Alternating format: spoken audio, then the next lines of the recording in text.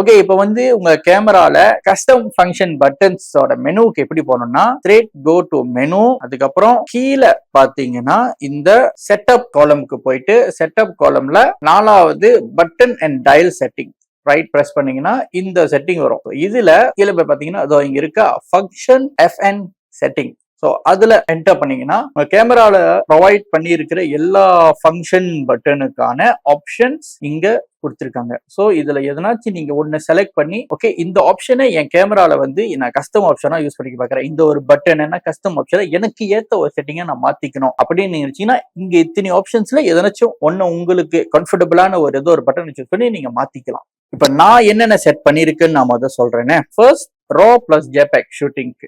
ஏன் இது நான் ரா பிளஸ் ஜேபேக் ஷூட் பண்ணிருக்கேன்னா, most of the time I be shooting JPEGs. ஒஜின்னு வந்துட்டாலே யூசுவலி யூசர்ஸ் ஜேபேக் தான் முக்காசி ஷூட் பண்ணுவாங்க. பட் ஸ்டில் எனக்கு வந்து ராவோட அந்த ஒரு டைனாமிக் ரேஞ்ச் பிடிச்சிருந்தனால ஃபுஜியோட, ஸோ நான் ஒரு கஸ்டம் பட்டனா இங்க மேல உள்ள அந்த பட்டன்ல வந்து ரா பிளஸ் ஜேபேக்கு ஸ்விட்ச் பண்ணிக்கிற மாதிரி ஒரு பட்டன் நான் ரீசெட் பண்ணி வச்சுட்டேன்.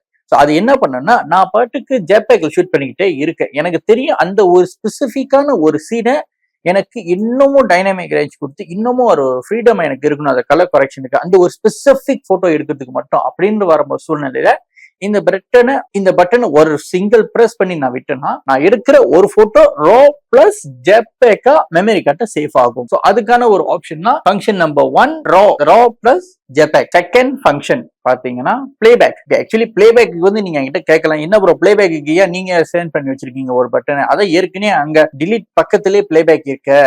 ஆமா இருக்கு, இல்ல நான் சொல்லல.